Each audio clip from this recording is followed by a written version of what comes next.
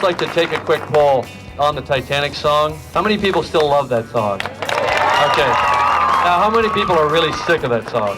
Come on, be honest. Oh, yes, I'm sure we all have an answer for that one, don't we? But love it or hate it, Titanic will go down, pardon the pun, as one of the biggest films of all time. It's currently the highest grossing ever. I'm the king of the world!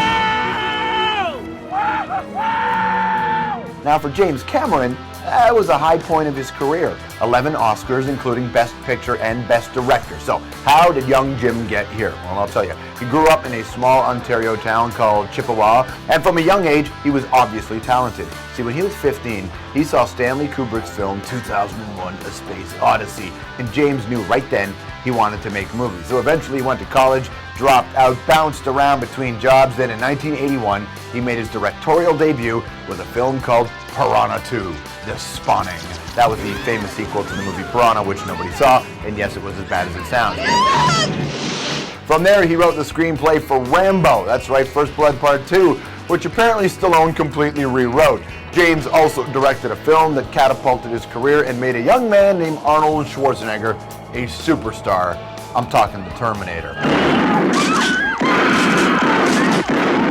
Along the way, James wrote and directed another classic, Aliens, with Sigourney Weaver. Plus, there was The Abyss, True Lies, and he's had a hand in every Terminator sequel, including the upcoming Terminator Salvation. This is not the future my mother warned me about. Since the late 90s, James has put off Hollywood films to make documentaries, Ghosts of the Abyss, Aliens of the Deep, and then he did a bit of history with The Lost Tomb of Jesus. But now he's got another huge feature in the works. It's called Avatar, a computer-generated 3D epic expected to be released late next year. Ladies and gentlemen, James Cameron.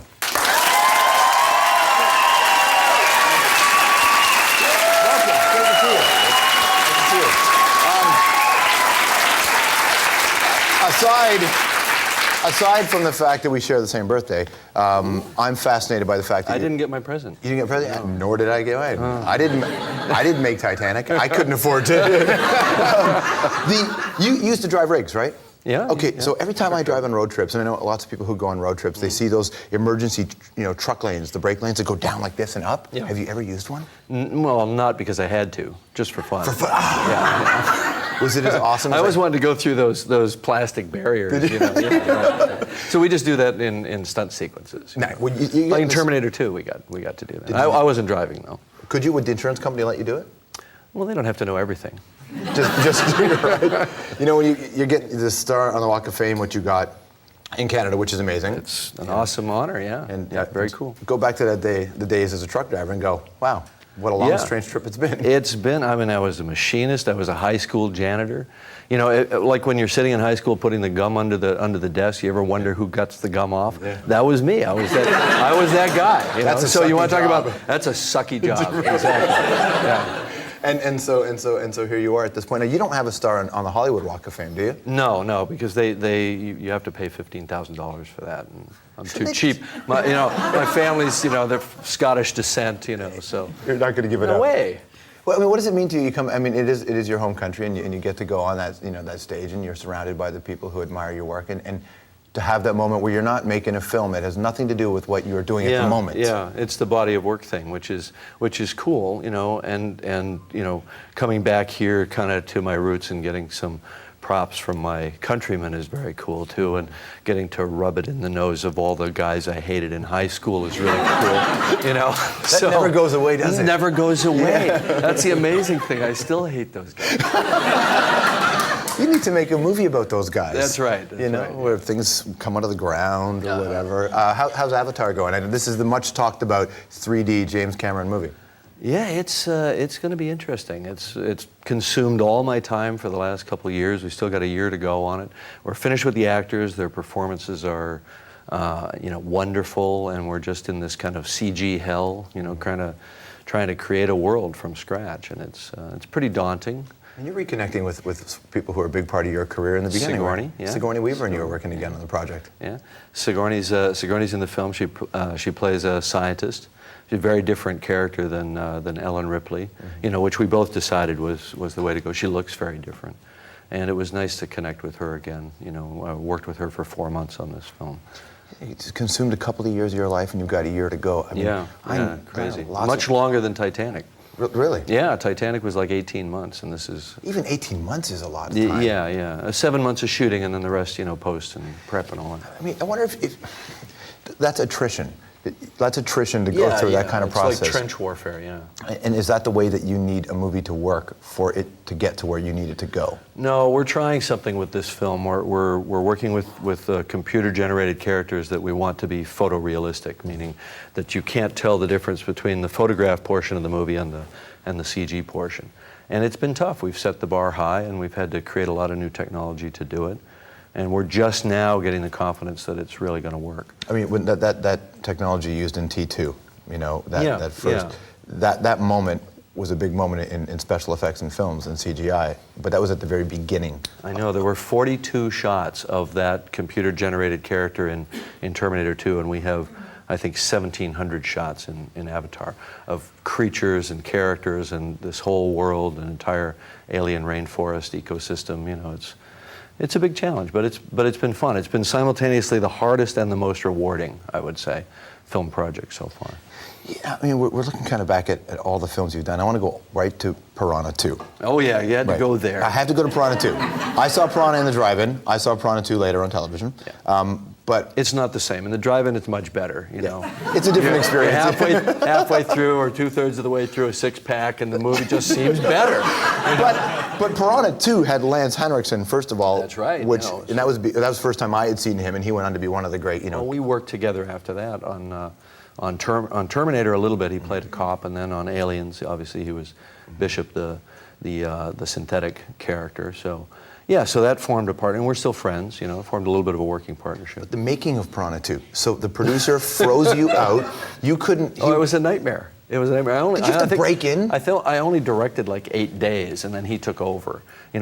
He scheduled all the scenes with the penthouse centerfold, models for the back half of the schedule, and then fired me, promptly after 8 days of shooting. It was all this big plan. But did you break into the editing suite? I will admit to no such thing. See, that would be a crime had I done that. See, here's the story. Well, you tell him the story. You tell the story. Well, if one were to do such a thing, one would have done it in Rome at the home office of the producer. The issue would have been that one wouldn't have known if one was actually a real filmmaker, because one would have been fired. Right. 8 days in. 8 days in, speaking. Hypothetically, for reasons that the material didn't cut together, even though I never saw a foot of the film. So you broke in and you edited the film. I didn't say I broke in.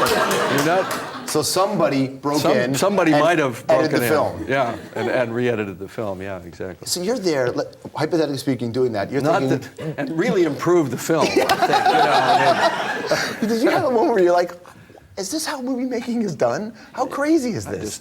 I just assumed that I was working in a world of complete madness, because that's what filmmaking is. But, the interesting thing is you have to. This is going to sound a little bit hypocritical, based on our hypothetical discussion, but you do have to have a really strong personal ethos in the film business, because there is so much craziness and backstabbing, and fame is very fleeting and fickle and all those things. So ultimately, being a person of your word, I think, is really important, and that's what's really allowed me to accomplish a lot of what I've done. There's famous stories about you being a very intense man on the set of a film. Are you still that way? Yeah, I'd say so. I'm pretty passionate about what I do, and I try to inspire the other people working with me to give 100%. But I think I've learned a lot from the expedition films that I made about kind of leadership and how you have to be with people, and deriding them doesn't work. Mm-hmm. And the occasional times when I lapse back to that old behavior pattern, I'll apologize and say, look, I really value what you're doing and all that sort of thing. So you learn as you go along. I think I'm a good filmmaker, but I'm not a natural leader. Mm-hmm. I've had to teach myself that as I go along, because you are a leader when you're directing a movie. You're a leader. You're the captain of the ship, and everybody looks to you for some kind of guidance. And if you ever need proof of that, just get sick for one day. And come back and see the chaos that ensues. You said captain of a ship. That's a nice way to take a break. When we come back, we'll talk about some of the more interesting stories, making some of the biggest films that James has made that you've seen. More with James Cameron when the hour returns.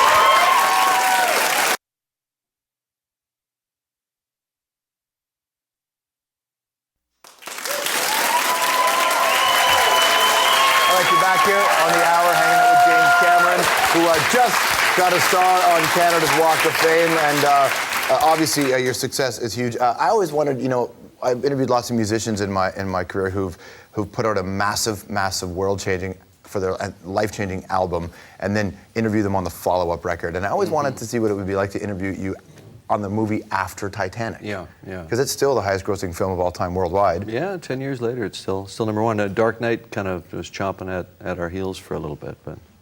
When that happens, does it make you want to do another DVD of the Titanic just to keep Dark Knight away? Yeah. No, I've got it. We're gonna re-release Titanic theatrically in 3D.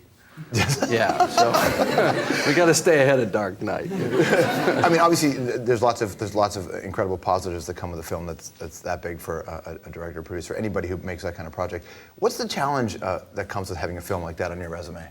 I never really thought of it as a challenge after the fact. I mean, I sort of disappeared from mainstream filmmaking for a while to do documentaries, and it was all about, you know, exploring deep ocean stuff, and I was on the NASA Advisory Council, involved in a lot of space stuff.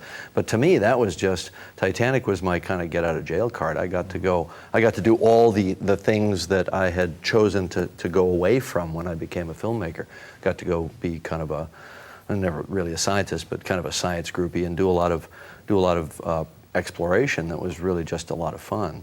So I just took it as permission to go have fun, because I figure if you can make a movie that's basically a chick flick where everybody's wearing corsets and silly hats and where everybody dies at the end and succeed. And everybody knows everybody dies. Yeah, everybody knows that they all die. No one went there and goes, holy shit, the ship sank! Like, we knew it was going down, right? Yeah, so it kind of gives you permission to do anything. You know, you're talking about Ripley and Sarah Connor are two incredibly strong female characters, and whenever you hear people complain about how there aren't enough strong roles for women in Hollywood, the two that they point to that are, it's certainly in the action genre, and with all due respect to Lara Croft, but it's those two characters. It's Ripley and Connor, and that's something that do you intend to do that when you go to make a film? Yeah, absolutely. I mean, I made Aliens because I really dug Sigourney's character from the first film. I thought, well, she should be the whole movie. You know, because in the first film she kind of emerged after everybody else got killed off. You didn't really know she was the main character. She was just kind of this bitch officer that you thought was going to fall by the wayside as it went along, and you know. But then later the guy was going to be the main character, you know, and they flip-flopped on you, you know, and I love the unexpectedness of that. So I wanted to get into her head more, and that's why I made Aliens, you know. But I think I mean, for me it's interesting. It's a fun challenge as a male to write female characters and have them not just be, you know, like guys with tits, you know, which is sort of, I think, the flaw that, you know, you can't treat a female action character as just a straight kind of soulless warrior. I think that doesn't work. There has to be other stuff, or women won't relate to her, and that's a big part of it. Where are the Oscars? They're kind of sitting in a corner, you know, kind of behind a bunch of pictures of the kids, you know. And I think that's the right priority too, you know. When you look back and you see that night, that Oscar night, I'm sure you've seen that footage many times since. What do you see when you? Not many times, a couple times, you know. I remember it pretty vividly. You know, it was very hyper real, very kind of dreamlike, and you know, you bet against yourself at the last second. You're certain that you're not going to win, and you're very relieved by that.